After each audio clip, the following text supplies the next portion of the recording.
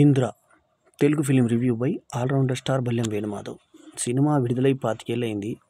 కానీ వన్నె తిరగకుండా, వన్నె తగ్గకుండా ఇవాళ మళ్ళీ రిలీజ్ చేస్తే బ్రహ్మాండమైన కలెక్షన్స్ మల్టీప్లెక్స్లో ఈ రోజుల్లో కూడా ఈనాటి సినిమాలతో కూడా పోటీ పడుతూ అగ్రస్థానానికి వెళ్తుందంటే చిరంజీవి స్టామినా ఏంటో, ఆ సినిమా దమ్మేంటో అర్థమవుతుంది. 24 జూలై 2002కి ఇండియాలో విడుదలైనటువంటి సినిమా ఇది. 173 నిమిషాలు నిడితో వచ్చినటువంటి ఈ సినిమా 10 కోట్ల బడ్జెట్తో నిర్మిస్తే 55 కోట్లు ఆ రోజుల్లోనే సంపాదించింది. వైజయంతి మూవీస్ పతాకంపై అంతకుముందు జగదేక్ వీరుడు, అతిలోక సుందరి వాళ్ళ కాంబినేషన్లో, చిరంజీవి కాంబినేషన్లో వచ్చింది. అశ్విని దత్, చిరంజీవి కాంబినేషన్. ఆ తర్వాత గుణశేఖర్ దర్శకత్వంలో చూడాలని ఉంది వచ్చింది. ఆ తర్వాత వచ్చిన సినిమా ఇంద్ర. సో ఇందులో ఆ చూడాలనుందులోని రామ్మ చిలకమ్మ పాట కూడా ఒక దగ్గర వినబడుతుంది మనకి డ్యాన్స్లో. ఒక చిన్న సన్నివేశం ఉంది. బి గోపాల్ మరి ఎంతో ప్రతిష్టాత్మకమైన సినిమాల దర్శకుడు. ఆయన తీసినటువంటి ఈ సినిమాకి పరుచూరి బ్రదర్స్ అద్భుతమైన రచనతోడే చిన్ని కృష్ణ కథ. అప్పట్లో మంచి పడేయప్ప అంటే నరసింహ తెలుగులో అట్లాంటి సినిమాలతో క్రేజ్ తెచ్చుకున్నటువంటి చిన్ని కృష్ణ రచనకి పరుచూరి బ్రదర్స్ రచనతోడి అద్భుతమైన సినిమాగా మరి ఆర్తి అగర్వాల్, సోనాలి బెంద్రేలతో చిరంజీవి చేసినటువంటి ఈ సినిమాకి సినిమాటోగ్రఫీ విఎస్ఆర్ స్వామి, ఎడిటింగ్ ఏమో కోటగిరి వెంకటేశ్వరరావు, సంగీతం ఏమో మణి శర్మ. పాటలు చక్కగా ఉన్నాయి. ఎరోస్ ఇంటర్నేషనల్ ద్వారా డిస్ట్రిబ్యూట్ అయినటువంటి ఈ సినిమా మరి ఒక మైలురాయిగా మిగిలిపోయింది. ముఖేష్, ఋషి, శివాజీ, ప్రకాష్ రాజు, ఆ తర్వాత మేనకోడలు పాత్రలో మాకు తెలిసిన నటి నటించింది. అప్పట్లో సాయి వెంకట్ దాంట్లో నేను ఒక సినిమా అనుకున్నాను కూడా అప్పట్లో. సో అలాగే రజా మురద్, నేను నాతో పాటు పనిచేసినటువంటి ప్యార్ మర్త అనే సినిమాలో నాకు ఫాదర్గా యాక్ట్ చేసిన రజా మురద్ కూడా ఇందులో మంచి ఒక ఫ్యాక్షనిస్ట్ పాత్రలో నటించాడు. చాలా ఇంపార్టెంట్ పాత్రలో నటించాడు. మరి దీనికి 3 నంది అవార్డు రావడం జరిగింది. తర్వాత 2 ఫిలింఫేర్ అవార్డులు రావడం జరిగింది. Chiranjeevi winnowing both Nandi award for the best actor and Filmfare award for the best actor అనేది వచ్చింది. సినిమా గురించి ఒక గొప్పతనం.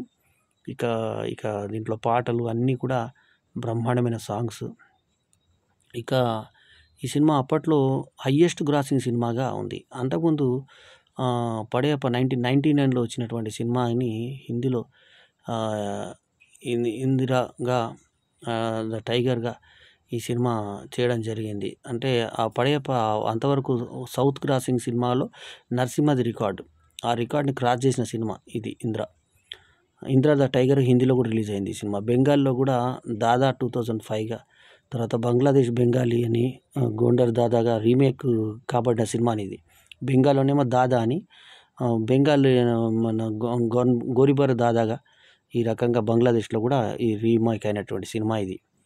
సో ఈ ఇందిరా గురించి ఇంకా చెప్పాలంటే ఇందులో ఒక సన్నివేశంలో ఆమె లూజ్ షర్టు, లూజ్ ప్యాంట్ వేసుకొని ఊగిపోయి కింద పడిపోతున్నటువంటి ఒక గ్లామర్ సీన్ తప్ప ఇంకా సినిమాలో ఎక్కడ కూడా మనకి ఎక్కడ గ్లామర్ కనబడదు. నీట్గా ఉంటుంది సినిమా. ఒక గవర్నర్ కూతురు, ప్రకాష్ రాజ్ కూతురు, అంటే పాత్రల ప్రకారంగా ప్రకాష్ రాజ్ ఒక గవర్నరు. ఆ గవర్నర్ కూతుర్ని ఇక్కడ పెడితే అక్కడ కాశీలో శంకర్ నారాయణ అనేటువంటి ఒక టాక్సీ డ్రైవర్ దగ్గరికి ఆమె చేరుతుంది ఇష్టపడి.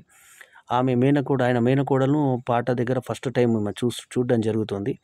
అయితే వీళ్ళు నీళ్ళలో మునిగినప్పుడు ఈమె హారము అతని మెల్లోకి వస్తే ఆమె ఇష్టం లేని పెళ్లి జరుగుతున్నటువంటి ఈమె ఇతనితో ఉండాలనుకొని నిర్ణయించుకుంటుంది. తీరబోతే ఆమె పెద్ద బ్యాక్గ్రౌండ్ ఉన్న ఆమె.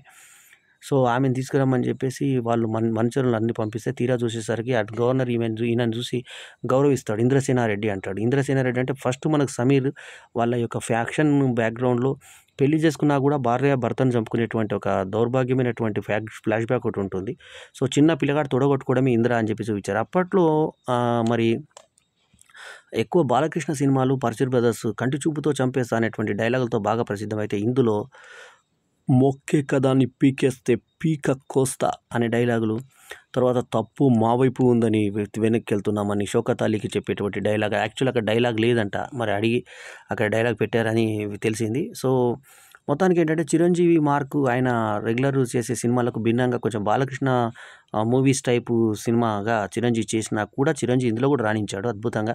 ఆయన మేకప్ కానీ, ఆ మీస కట్టు కానీ, అది ఒక ఊరి బాగు కోసము వాళ్ళు కట్టేదాన్ని ఒక డ్యామ్ కోసము వాళ్ళు 5 అన్నదమ్ములు, ఒక చెల్లెలు, వాళ్ళు అడిగేటువంటి క్రూయల్ కోరికలు. ఆమె పెళ్లి చేసుకోమంటుంది, వీళ్ళేమో ఉన్న ఆస్తి ఇచ్చేయమంటారు. అన్ని ఆస్తులు ఇచ్చేసి ఊరు ప్రజల కోసం ఒక డ్యామ్ వస్తుందన్న దానికోసం ఒక మంచి ఉదాత్త ఆశయం కోసం ఇంద్రసేనారెడ్డి బయటకు వచ్చి శంకర్ నారాయణగా కాశీ దగ్గర పని చేసుకుంటూ ఉంటాడు. సో బం భూలే శంఖం మోగెలే జం డం ఢులే చెలరేగిందిలే దినకు దినధరువై సందడి చేసేలే.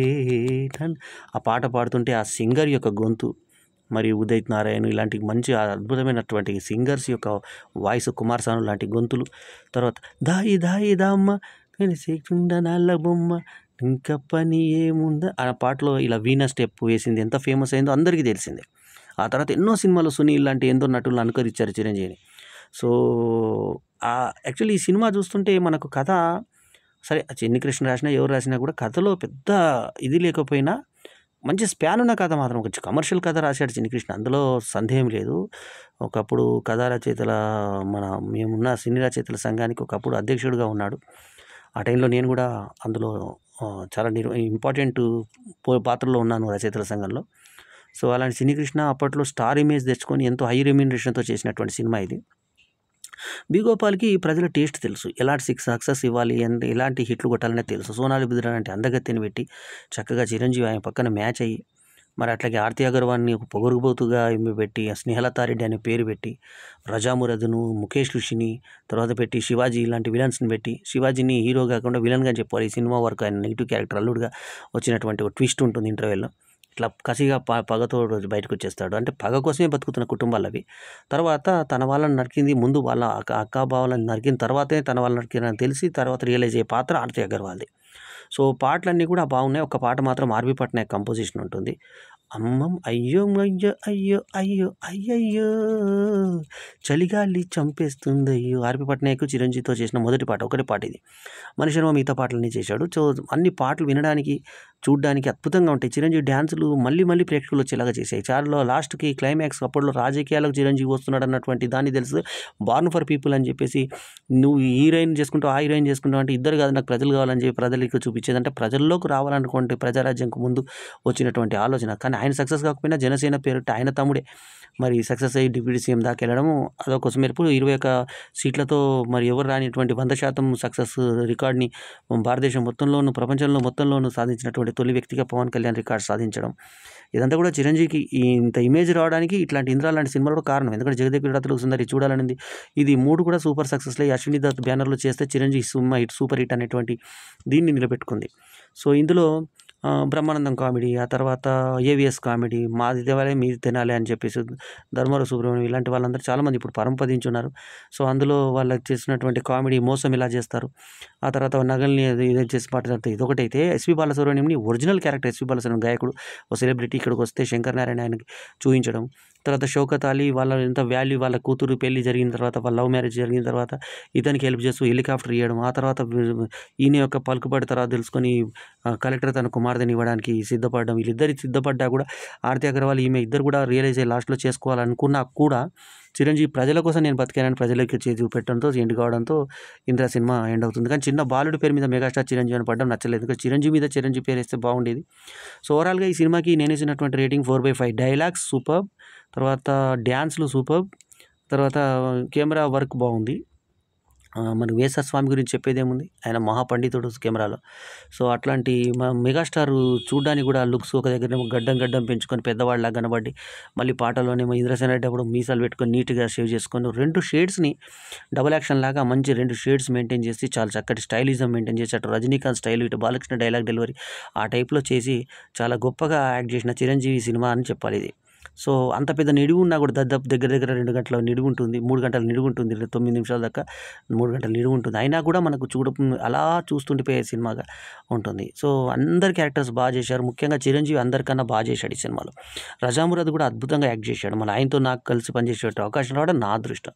సో ఈ సినిమాకి ఇందాకే చెప్పాను కదా 4/5 ఈజ్ మై రేటింగ్. ఆ టైంలోనే సిల్వర్ జూబ్లీ ఆడినటువంటి సినిమా ఇప్పుడు రిలీజ్లో కూడా రికార్డ్ సృష్టిస్తూ 2వ వారం దూసుకువెళ్తూ మల్టీప్లెక్స్లో కూడా ఇప్పటికి కూడా ట్రెండ్ సృష్టిస్తున్న సినిమాగా నిలబడింది. నిలబడింది ఇంద్ర. సో అదన్నమాట. సో ఎల్లప్పుడూ మీ ఆదరాభిమానాలు ఆశించే మీ ఆల్రౌండర్ స్టార్ బల్లెం వేణుమాధవ్ ఈ రివ్యూ షేర్ చేస్తారని నమ్ముతున్నాను. సో ఇదండి కథ. మళ్ళీ మంచి వీడియోలో మరో వీడియోలో కలుద్దాం. నమస్తే. అంతవరకు సెలవు. మీ బల్లెం వేణుమాధవ్. జై హింద్.